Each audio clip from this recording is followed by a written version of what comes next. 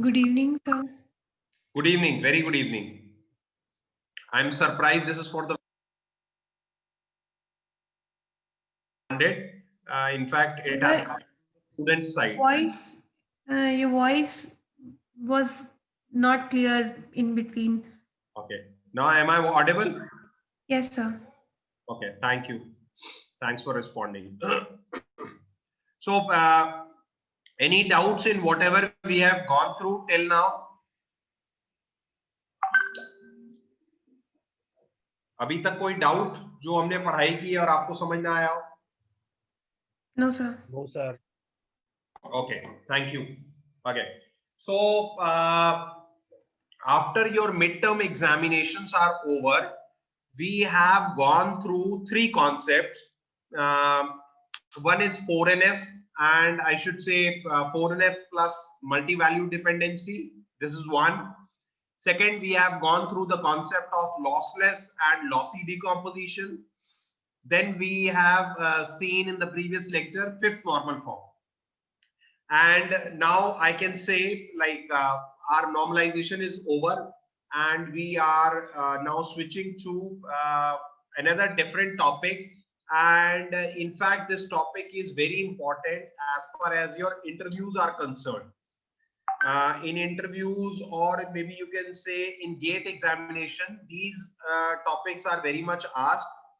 These are not that important, they are not that numerical based, but when it comes to conceptual level, yes, they have certain importance. So let us start with the topic without wasting much of the time. Today's topic is transactions. So any guesses what is a transaction?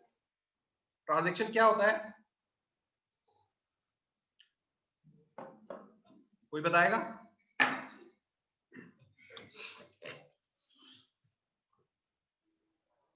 कोई कहेगा, बताएगा transaction क्या होता है? Sir money transaction सुना है, सामान का ट्रांजैक्शन सुना है, बट वही वाला ट्रांजैक्शन पता है बस।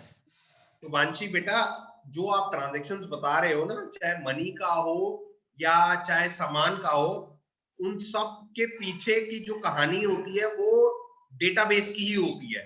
अगर डेटाबेस नहीं होगा तो ना पैसे का ट्रांजैक्शन हो पाएगा ना सामान का हो पाएगा। सो दैट इज व्हाई हम डीबीएमएस के अंदर ट्रांजैक्शंस पढ़ रहे हैं, ठीक है? That is the logic. तो जो आपने एग्जांपल्स दिए वो और जो अभी तक हमने डीबीएमएस पढ़ा, अगर हम दोनों कंबाइन कर दें, so that is the reason why we are studying. And you are very right, जो ट्रांजैक्शंस आपने बोले वही ट्रांजैक्शंस होते हैं ना। अब जैसे आपने मनी का एग्जांपल दिया, तो मनी वाले एग्जांपल की बात करता हूं। तो मेरे को ये बताइए कि मान लीजिए मैं ऑनलाइन कोई सामान खरीदता हूं, तो मैंने ऑनलाइन उसकी पेमेंट भी करनी है। तो मान लीजिए ऑनलाइन पेमेंट की और उसमें एक पिन जनरेट हुई, तो मैं क्या ये कह सकता हूं वो जो पिन पर्सनल आइडेंटिफिकेशन नंबर है, that is one transaction?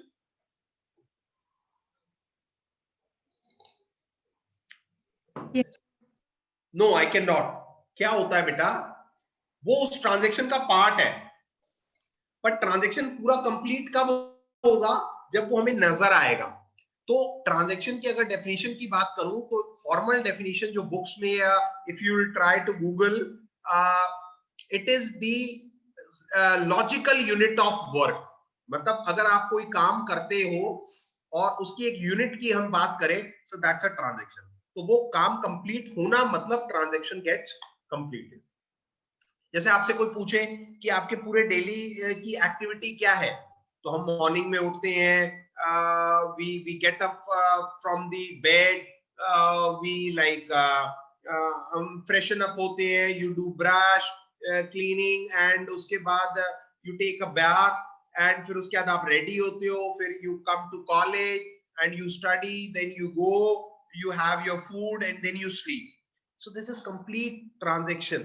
This is like one logical unit of work. आप कहो नहीं मैं ब्रश कर रहा हूँ, that's I have completed one transaction. No, ऐसा नहीं होगा. So this is the story of a transaction.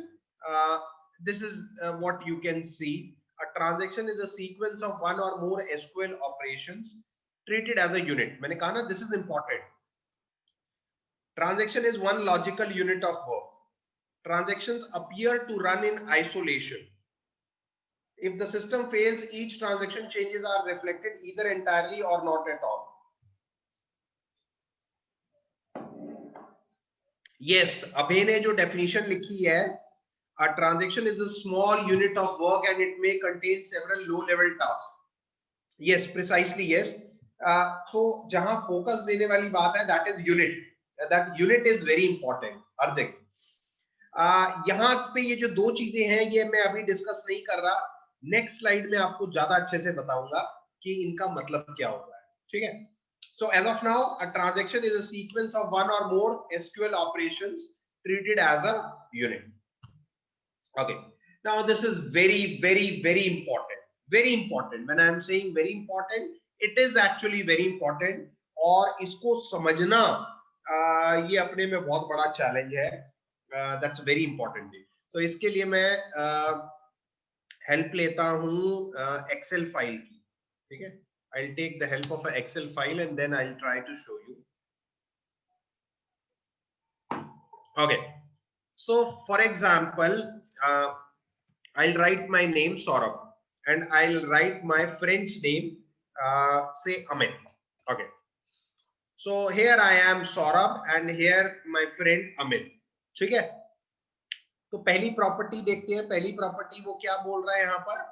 First property is atomicity, so we will study atomicity, ठीक है। What is atomicity?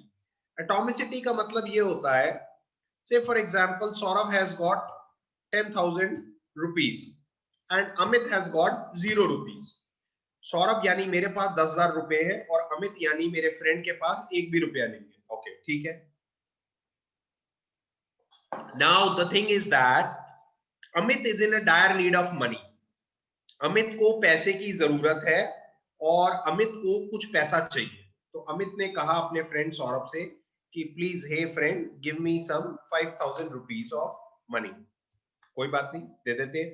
तो सौरभ जी ने क्या किया, 5,000 रुपए दे दिए और 5,000 रुपए अमित के पास पहुंच गए। तो ये तो बड़ा आइडियलिस्टिक सिनेरियो है। This is very simple and very clear and clean. Saurabh के अकाउंट से 5,000 रुपए डिडक्ट हुए और अमित के पास वो पहुंच गए। अब एटॉमिसिटी यहां पे कहां रोल प्ले करती है? तो एटॉमिसिटी का मतलब ये है, atomicity is derived from the word atom. Now what is atom? You need to understand. When we used to be very small, 7th 8th में 9th 10th में, सो फिजिक्स केमिस्ट्री में, हम केमिस्ट्री में इन पर्टिकुलर पढ़ते थे atom. So what is atom? Atom is one thing which is unbreakable. Atom को तोड़ा नहीं जा सकता। उसी तरीके से यहां पर एटॉमिसिटी का मतलब ये है कि अगर मान लो गलती से, अगर मान लीजिए गलती से जो सौरभ ने 5,000 रुपए दिए, वो 5,000 रुपए सौरभ के अकाउंट से तो डिडक्ट हो गए और सौरभ के अकाउंट से डिडक्ट होने के बाद अब उसके पास जो पैसा बचा वो बचा 5,000। लेकिन जो सौरभ ने 5,000 रुपए दिए वो अमित के पास पहुंचे नहीं। नाउ द क्वेश्चन इज, वो 5,000 रुपए गए कहां? समझ में आ रहा है? Am I audible? Yes sir, you are audible. अब मैं आपसे क्वेश्चन पूछ रहा हूं, वो 5,000 रुपए गए कहां? सर बीच में अटक गए कहीं पे। Now that is what I am trying to say, Shumanshi, very good. आपने कहा ना बीच में अटक गए, तो एटॉमिसिटी का भी कंसेप्ट यही है कि वो बीच में नहीं अटक सकते। जैसे किससे पूछो ना भूख लगी है या नहीं, so answer should be yes और नो। कई लोग कहते हैं ना थोड़ी थोड़ी भूख लगी है, बहुत ज्यादा भूख लगी है, कुछ नहीं होता। There is nothing called as थोड़ी, बहुत ज्यादा, no. Either it has to be 0 और 1। यही एटॉमिसिटी का कंसेप्ट है। एटॉमिसिटी का कंसेप्ट ये कहता है कि ये जो 5,000 रुपए सौरभ के अकाउंट से निकले हैं और जो कि अमित के पास नहीं पहुंचे, या तो वो चुपचाप अमित के पास पहुंच जाए या फिर वापस सौरभ के पास चले जाए। समझ में आ रहा है? Yes, समझ sir. में आ रहा है? Yes, sir. Yes, sir. I'll give you small example. I don't know ये आपके साथ कभी हुआ है कि नहीं. I have experienced this thing. I am telling you the example. So it's a story of like close to 18 years ago, 17, 18 years ago, जब ATM card बड़ा इंडिया में आए ही थे, इतने ज्यादा तब पॉपुलर नहीं थे, सब लोग नहीं यूज करते थे। So I happened to use one ATM card. Those days it was not ATM cum debit card. ATM card means ATM card. Okay, so I was having this ATM card of Corporation Bank and कोई और bank था, शायद bank of Baroda था. And what I did is I inserted my ATM card and same scenario, मेरे account से पैसा deduct हो गया immediately and I got a receipt कि ये आपका 5,000 रुपए डिडक्ट हो गया. बट द इशू वॉज पैसा नहीं आया. अब क्वेश्चन ये है, अब क्वेश्चन ये है कि जब 5,000 रुपए मेरे अकाउंट से डिडक्ट हो गए तो वो पैसे मेरे पास आ जाने चाहिए थे ना. वो गए कहां, है ना? जो शुभांशी ने कहा हवा में लटक गए, बीच में फंस गए. तो ऐसा नहीं होता, है ना? तो होता ये है आजकल, अब तो बड़ा एडवांसमेंट आ गया, पहले नहीं था. तो आजकल ये होता है कि सर्वर जो होता है, डेटाबेस का सर्वर, हर 15 घंटे बाद, 20 घंटे बाद, 24 घंटे बाद, एक दिन के बाद, रात में किसी एक टाइम अपने सारे अकाउंट्स मैच करता है. तो अगर ये सिनेरियो आज के डेट में होगा तो वो अकाउंट मैच करेगा और जहां पे उसको लगेगा कि ये 5,000 रुपए का डिफरेंस आ गया तो वो ऑब्जर्व करेगा ये कौन सी आईडी पे, सर्वर पे, कौन से टाइम पे ये 5,000 हुए थे और ऑटोमेटिकली वो 5,000 रुपए वापस अकाउंट में चले जाएंगे. This is called as atomicity. या तो पैसा वापस आपके पास आएगा या फिर आपके अकाउंट में वापस चला जाएगा. तभी आप देखो IRCTC पे आजकल आप कोई टिकट बुक कराते हो और नेटवर्क इश्यू की वजह से आपका पैसा कट जाता है, टिकट नहीं बुक होती. You need not worry. I mean, after 24 hours or maybe 48 hours, the amount will get credited automatically into your account. This is the formula of, this is the concept of atomicity. Am I making some sense or not? Yes sir. Yes. तो फिर उस वक्त आपके वाले पैसों का क्या हुआ था? मेरे वाले पैसों का ये हुआ, मैं अपने बैंक में गया था और बैंक पे मैंने रिपोर्ट की. तो बैंक वालों ने फिर उस समय, क्योंकि उस समय इतने सिस्टम अपडेटेड नहीं थे, तो उन्होंने मेरी एप्लीकेशन लिखी, उन्होंने अपने मेन ऑफिस को बताया and it took some week और 10 days time to return my money. मेरे अकाउंट में पैसा वापस आया. ठीक है. तभी उसके बाद से, मतलब उन दिनों के बाद से अब इतना टफ गाइडलाइन हो गई है कि RBI ने बोला हुआ है कि अगर किसी का पैसा अगर ऐसे डिडक्ट हो जाए और वापस ना मिले तो पर डे का RBI चार्ज करेगा उस पे 100 rupees fine. So that is the only reason कोई भी बैंक रिस्क नहीं लेता, automatically it gets credited into one's account. So that's the 100 rupees कैसे मिलते हैं? Pardon, क्या कह रहे हो सर? वो 100 रुपीज कैसे मिलते हैं? 100 रुपीज ओनर को, जिसको नुकसान हुआ है, मेरे को मिलेंगे. आ रहा समझे? ओनर को मिलेंगे. ओके. ऋषभ ने क्या रखा है sir? Yes sir, sometimes ATM में पैसे नहीं निकलते लेकिन डिडक्ट हो जाते हैं लेकिन फिर वापस आ जाते हैं. यस सर, एकदम क्लियर, ये प्रैक्टिकल मेरे साथ हुआ है. Okay good. So it means you are getting the thing. So this is atomicity. So I believe atomicity is clear. Yes sir. Okay. अब नेक्स्ट प्रॉपर्टी, नेक्स्ट प्रॉपर्टी है consistency. इसी से आपको कंसिस्टेंसी समझाता हूं. कंसिस्टेंसी ये कहती है कि यहां पर 5,000 है, यहां 5,000 है. ओके. कंसिस्टेंसी क्या कहती है वो बताता हूं.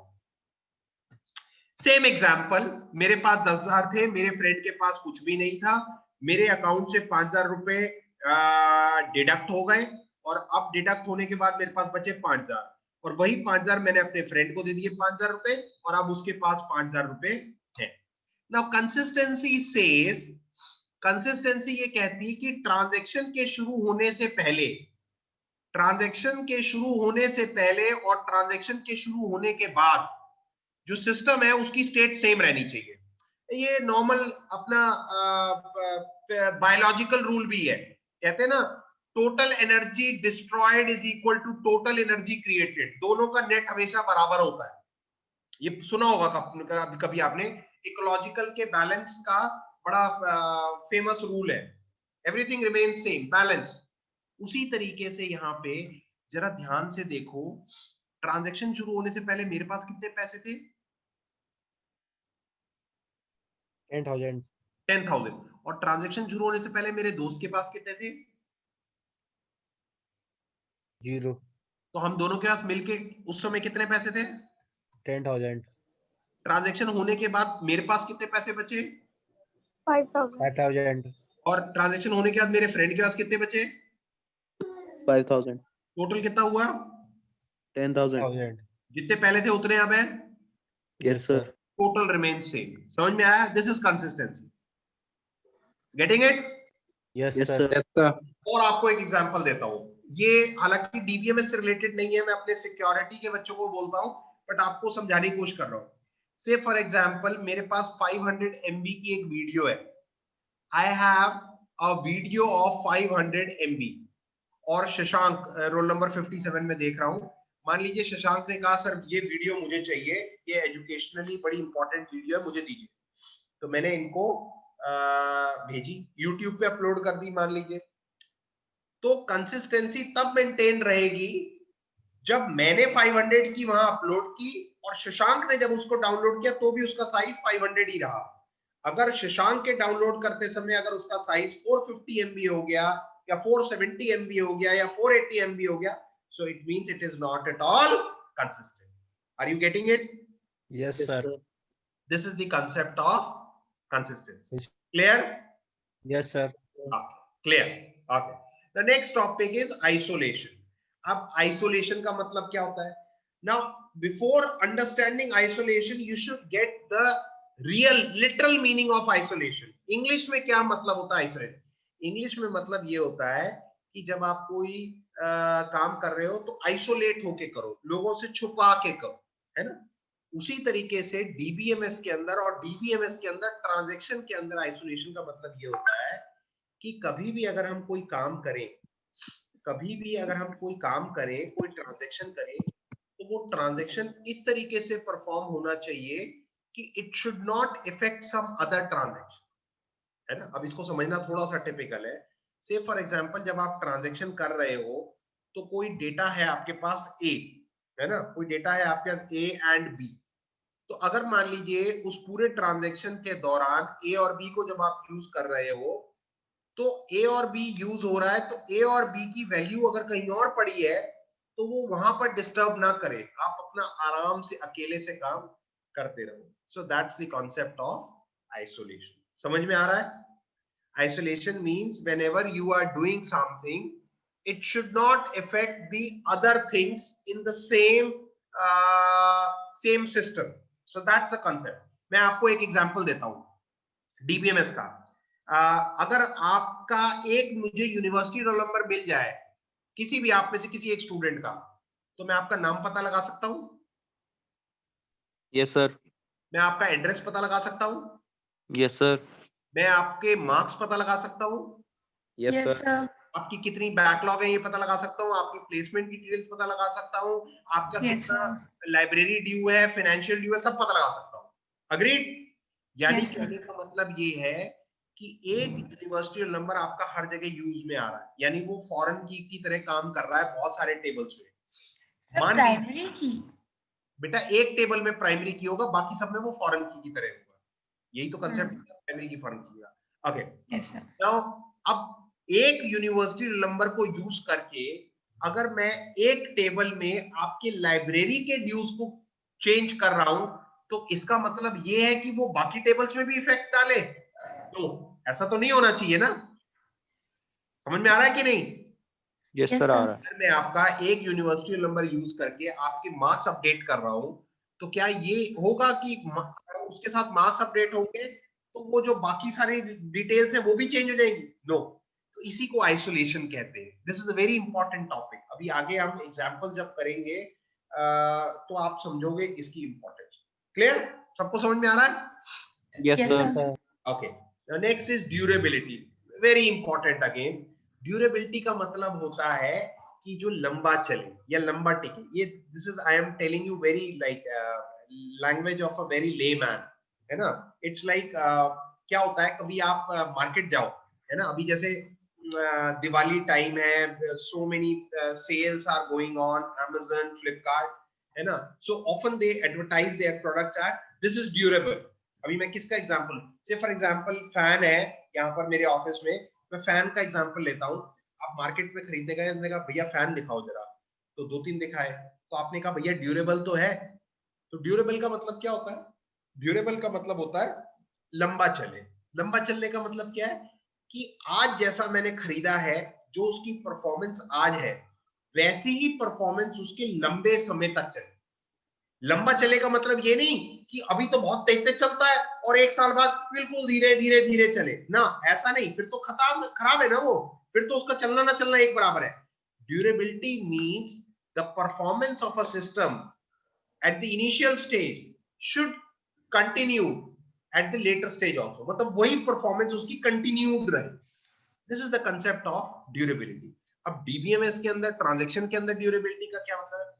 डीबीएमएस के अंदर यानी ट्रांजैक्शन के अंदर ड्यूरेबिलिटी का मतलब ये है कि अगर हमने कोई चेंज किया है, मान लीजिए कोई वैल्यू है, यहां पर मैं लिख देता हूं x is equal to 35 और मैंने अभी थोड़ी देर बाद इसको कर दिया x is equal to x plus 15, तो अब x की वैल्यू कितनी हो गई? सर एक्सेल शीट नहीं दिखाई दे रही। एक्सेल शीट ही दिखाई दे रही? Yes sir. यस सर, नहीं दिख रही। Yes sir. एक मिनट, अभी देख पा रहे हो? Yes sir. Yes sir. Yes sir, अब आ गई। हाँ, मैं ये कह रहा हूं एक x वेरिएबल है जिसकी वैल्यू थी 35 और अभी आपने उसकी वैल्यू को किया x equal to x plus 15, तो अब x की वैल्यू कितनी है? 50। यानी कि यहां पर ये लिख दूं प्रिंट एफ और प्रिंट एफ में लिख दूं x, तो it should give me value how much? 50। 50। चाहे मैं 50 बार करूं 50 देनी चाहिए, लेकिन कई बार ऐसा भी हो जाता है, एक बार मैंने प्रिंट एफ किया तो मुझे दे दिया 50, थोड़े टाइम बाद किया तो फिर दे रहा है 35, तो ऐसा नहीं होना चाहिए। This is the concept of durability. समझ में आ रहा है सबको? Yes sir. देखो क्या होता है कि जब भी आप ट्रांजैक्शन करोगे, ध्यान से समझिए, जब भी आप ट्रांजैक्शन करोगे तो क्या होगा, दो काम हम करते हैं, हालांकि ये मैं आगे आपको बताऊंगा, बट ये मैं अभी से आपको बता रहा हूं। लेट मी सी कितने बच्चे हैं, 65 बच्चे हैं, यानी ऑलमोस्ट पूरी स्ट्रेंथ है। व्हेनेवर वील डू ट्रांजैक्शन, जब भी हम ट्रांजैक्शन करेंगे we'll do two types of jobs. हम दो तरीके के काम करेंगे। कौन कौन से, कोई बताएगा? सीओ पढ़ रहे हो या पढ़ चुके हो? नहीं पढ़ा है सर अभी। अभी नहीं पढ़ा। नेक्स्ट सेमेस्टर पढ़ोगे। ओके। जब भी हम कोई ट्रांजैक्शंस करते हैं, जब भी हम कोई काम करेंगे डीबीएमएस के अंदर, हम दो तरीके का काम करेंगे। नोट कर लो, कहीं दिमाग में रट लो, इसमें हालांकि कोई बड़ी चीज नहीं, बट एक होता है रीड और एक होता है राइट। आ रहा समझ में? एक होता है रीड और एक होता है राइट। राइट मींस अपडेट करना, चेंज करना। आप खुद देखो ध्यान से, मेरे पास जो मेरा पैसा था, सौरभ की वैल्यू वो थी x इक्वल्स टू 10,000, और उसको मैंने अल्टीमेटली वैल्यू चेंज करके कितनी कर दी? 5,000। तो ये मैंने क्या ऑपरेशन किया? राइट, है ना? जब वैल्यू को हम चेंज करते हैं या अपडेट करते हैं, so we call it as update, है ना? तो मैंने यहाँ पे वैल्यू क्या कर दी अपनी? अपडेट कर दी। तो दो ही तरीके के हम काम करेंगे ट्रांजैक्शन में, रीड और राइट। तो कहने का मतलब है कि अगर कभी आप राइट ऑपरेशन परफॉर्म करो, तो राइट ऑपरेशन परफॉर्म करने के बाद जो वैल्यू हो वो बार बार चेंज ना हो। ऐसा ना हो कि एक बार चेंज वाली दिखाए और एक बार ओरिजिनल दिखाए। So it should give you always the changed value. एक बार चेंज कर दी तो फिर अब चेंज वैल्यू ही दिखाएगा जब तक आप दोबारा चेंज ना करो। समझ में आ रहा है? Are you getting it? Yes sir. So that's the concept of this durability. ठीक है, अब आगे देखते हैं ये डेफिनेशन में क्या बता रहे हैं हमें ड्यूरेबिलिटी में। So it says each transaction is all or nothing. मैंने आपको कहा ना, या तो होगा या नहीं होगा, 0 और 1। वो लिखा है never left half done, बीच में कहीं नहीं होगा। ऐसा नहीं होगा आधा ट्रांजैक्शन हो गया, ट्रांजैक्शन या तो पूरा होगा या होगा। समझ में आ रहा है? Yes sir. Consistency. All constraints hold before transaction should also hold at end of transaction. तो जो ट्रांजैक्शन से पहले स्टेट होगा वही ट्रांजैक्शन के बाद भी होना चाहिए, तभी हम कहेंगे balance consistency is maintain. Are you getting it? Yes sir. Yes sir. Third point, transaction should not interfere by another transaction running concurrently. एक ट्रांजैक्शन जो ऑलरेडी चल रहा है वो इंटरफियर नहीं करेगा दूसरे ट्रांजैक्शन के साथ। समझ में आ रहा है? ओके। ड्यूरेबिलिटी, हाँ बोलिए। एक बार कंसिस्टेंसी और बता दीजिए प्लीज। क्या बताऊं? कंसिस्टेंसी दीक्षा ये कहता है कि आपका जो स्टेट है जो ट्रांजैक्शन के शुरू होने से पहले और ट्रांजैक्शन के शुरू होने के खत्म होने के बाद सेम रहे। I will give you small example. Diksha, मान लो आप कोविड नहीं चल रहा और आप आज क्लास करने आई जीएलए में, आपको एक क्लास रूम असाइन किया हुआ, आपकी क्लास को 320। तो कंसिस्टेंसी का मतलब ये कि जब आपने क्लास ज्वाइन करनी शुरू की थी उस समय अगर क्लासरूम में 6 पंखे लगे थे, 6 फैंस एंड 8 ट्यूबलाइट्स, 1 प्रोजेक्टर और 1 स्क्रीन, तो क्लास खत्म होने के बाद भी वही होने चाहिए। क्या कभी ऐसा होता है क्लास खत्म होने के बाद 6 की जगह 4 पंखे रह जाते हैं, 2 पंखे बच्चे ले जाते हैं? No sir. नो, है ना? तो खैर ये तो बड़ा वेग तरीके से बताया मैंने, टेक्निकल एग्जांपल आपको पहले दिया था जो आपको शायद क्लियर नहीं हुआ होगा, अब मैं दोबारा सो कंसिस्टेंसी से ट्रांजैक्शंस क्या होते हैं? बेसिकली ट्रांजैक्शंस में हम अपना काम करते हैं, है ना? और काम कौन सा करते हैं? क्या काम करते हैं? या तो वैल्यू को रीड करेंगे या राइट करेंगे। तो राइट करने का मतलब ये नहीं होता हम सिस्टम को खराब कर दें, नो, जैसा सिस्टम पहले था वैसा ही सिस्टम है। आप ये बताओ, कभी आप आईआरसीटीसी की वेबसाइट पे टिकट बुक कराती हो तो क्या ऐसा होता है ट्रांजैक्शन से पहले वेबसाइट का कलर ब्लू कलर का हो जाता है और जब टिकट आपकी बुक हो जाती है तो ग्रीन कलर का हो जाता है? No, it should remain same. So that's a concept, ठीक है? ड्यूरेबिलिटी, ड्यूरेबिलिटी ये कहता है कभी खुदा ना खास्ता, I mean it would be very unfortunate state if God forbid your system gets crashed, आपका सिस्टम क्रैश हो जाए, तो क्या उसका मतलब कि पुरानी जो आपने वैल्यू चेंज की थी वो सारी हट जाएंगी? नो, सिस्टम को इतना मजबूत होना पड़ेगा कि जो हमने वैल्यू लास्ट चेंज की थी उसी तक आ जाए, तो उसके लिए हम बैकअप रखते हैं, हम पढ़ेंगे आगे इसी। Clear? Am I making sense? Yes sir. Yes, sir. Okay, so this is like atomicity and durability are responsible for recovery management, isolation and consistency are for concurrency। तो ये मैं अभी आपसे एक्सपेक्ट नहीं करता क्योंकि रिकवरी की मैंने बात अभी की नहीं है और कंकरेंसी का जब आगे पढ़ाऊंगा तब मैं रिलेट कर दूंगा कि एसिड प्रॉपर्टीज में एटॉमिसिटी, ड्यूरेबिलिटी, कंसिस्टेंसी और आइसोलेशन किसको रोल प्ले कर। ओके, मेरे ख्याल से इसको अच्छे से समझाना पड़ेगा, so I don't want to rush up, मैं आपको बाद में बताऊंगा। कोई डाउट हो तो आप पूछ लीजिए, otherwise we are stopping our class.